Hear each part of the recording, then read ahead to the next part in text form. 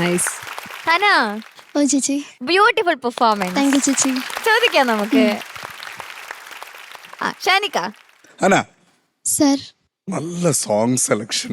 Thank you sir. കാരണം ഈ ചുരാലിയ എന്ന് പറഞ്ഞ പാട്ട്, എന്താ ഈ പാട്ടിനെ പറ്റിയിട്ട് പറയാല്ലേ, ഉഗ്രം പാട്ട്. എന്താ പറയാ, ഇപ്പൊ കേൾക്കുമ്പോഴും ഭയങ്കര ഫ്രഷാണ്. ബർമൻ സാറിന്റെ ഈ ഒരു കമ്പോസിഷൻ എന്ന് പറയുന്നത് നന്നായിരുന്നു. ഒരു ക്യൂട്ട് പെർഫോമൻസ് ആയിരുന്നു. ഹനയുടെ വോയിസിൽ ഈ പാട്ട് കേൾക്കാൻ ഭയങ്കര രസമുണ്ടായിരുന്നു.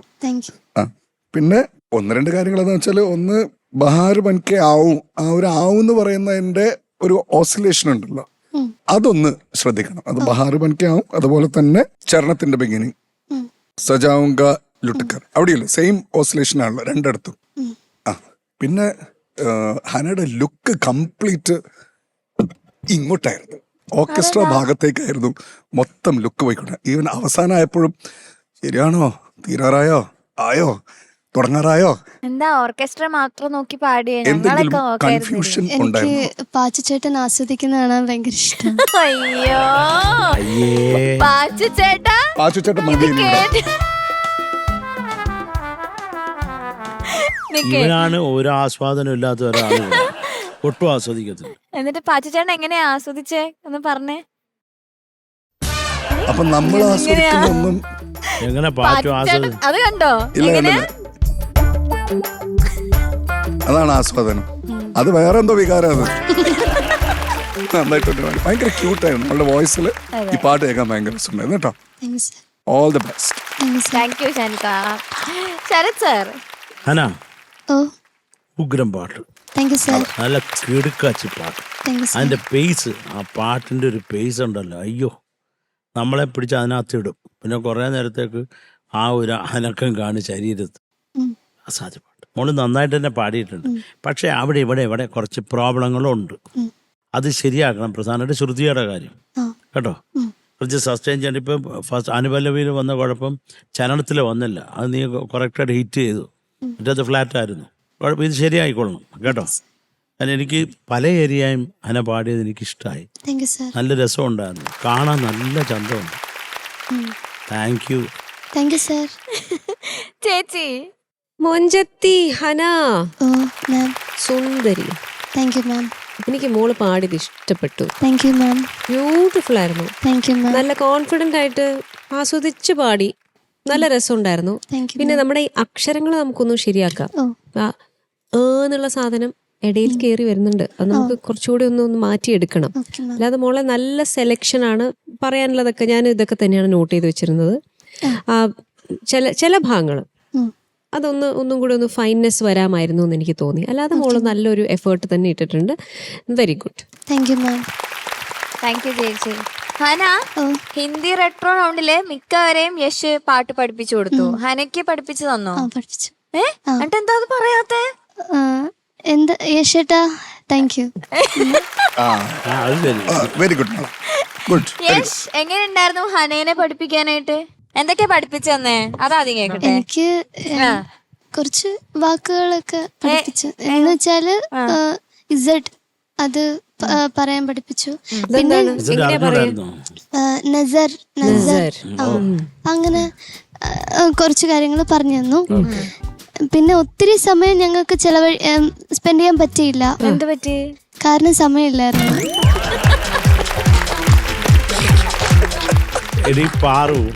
ഇവിടെ അടുത്തങ്ങനെ ആരെങ്കിലും എന്തെങ്കിലും ചോദിക്കുവോ? ഒരുപാട് സമയം സ്പെൻഡ് ചെയ്യാൻ പറ്റില്ല. എന്തുകൊണ്ട്? സമയമില്ലായിരുന്നു.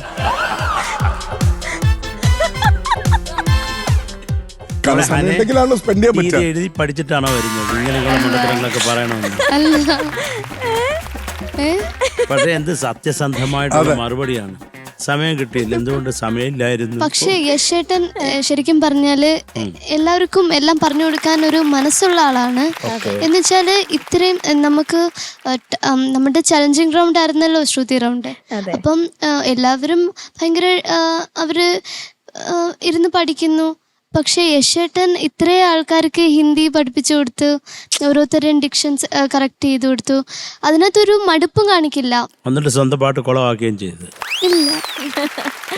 സൂപ്പർ യശ്.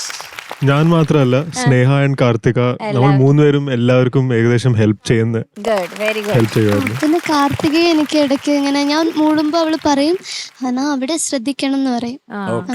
എല്ലാരും ഭയങ്കര പോസിറ്റീവാ പറയുന്നത്. എന്തെങ്കിലും നെഗറ്റീവ് ഉണ്ടോ യശിന്? ഇല്ല, യശേട്ടൻ കേരളത്തിലേക്ക് വന്നതിന് ശേഷം ഒത്തിരി മാറ്റങ്ങൾ ഉണ്ടായി, ഞങ്ങളെ പോലെയൊക്കെ ആയി. യശ് കേരളത്തിലേക്ക് വന്നതിന് ശേഷം ബോംബെയിലാണ് മാറ്റങ്ങൾ സംഭവിച്ചത്. ബോംബെ നന്നായി, ബോംബെ അടിപൊളിയായി. ഇപ്പം ഇങ്ങനെ ഇടയ്ക്കിടയ്ക്ക് ഇങ്ങനെ തഗ് ലൈഫ്, ഇപ്പം നമ്മൾ ഫോട്ടോ കണ്ടോണ്ടിരിക്കാന്ന് വിചാരിച്ചോ, നമ്മളിപ്പോ പറഞ്ഞു ഹായ് ഇത് നല്ല ഫോട്ടോ, പറഞ്ഞ് നല്ല ഫോട്ടോ ആണ് ഡിലീറ്റ് ചെയ്യാന്ന് പറഞ്ഞ് അങ്ങനെയൊക്കെ കാണിക്കും. യശ് നല്ല ഫണ്ണായിരുന്നു. ഹന ആരെങ്കിലും ഹെൽപ്പ് ചെയ്യാറുണ്ടോ? ഞാൻ ഇല്ല, എനിക്ക് എന്നെക്കാട്ടിലും അറിവുള്ളവരാണ് ഇവിടെ. ഓ മൈ ഗോഡ്, അങ്ങനെയൊന്നുമില്ല കേട്ടോ. അങ്ങനെയൊന്നുമില്ല കേട്ടോ. ശരത് സാർ കേട്ടല്ലോ, അവള് പറഞ്ഞത് കേട്ടല്ലോ. അല്ല, ഞാൻ ഇവരെ ഉദ്ദേശിച്ചു. നിങ്ങളുടെ ഭാഗത്തേക്ക് ഈ ഒരു പരിപാടി വന്നിട്ടില്ല അല്ലേ? നമ്മൾ ഇവരല്ലല്ലോ ഉദ്ദേശിച്ചത്. എന്റെ അടുത്ത് ഹെൽപ്പ് ചെയ്യുന്ന കാര്യം എങ്ങനെയാ ചോദിച്ചത്? അതായത് ഹന ഇവരാരെങ്കിലും ഹെൽപ്പ് ചെയ്യാറുണ്ടോന്ന്. ഞാന് പറ്റുന്ന രീതിയിൽ ഹെൽപ്പ് ചെയ്യും, പാട്ടിന്റെ കാര്യത്തിലൊന്നും ചെയ്യത്തില്ല. നൂഡിൽസ് ഉണ്ടാക്കി കൊടുക്കും, പുൾസൈ ഉണ്ടാക്കി കൊടുക്കും. ഇപ്പം തിന്നാൻ പോവാണ്, കൂടെ പോയി തിന്നും. ഓക്കെ, മാർക്സ് ചോദിക്കാം. ശരത് സർ, ഈ താളത്തിലെ പാട്ട് പാട്. ഒരു പാട്ട് പാട്.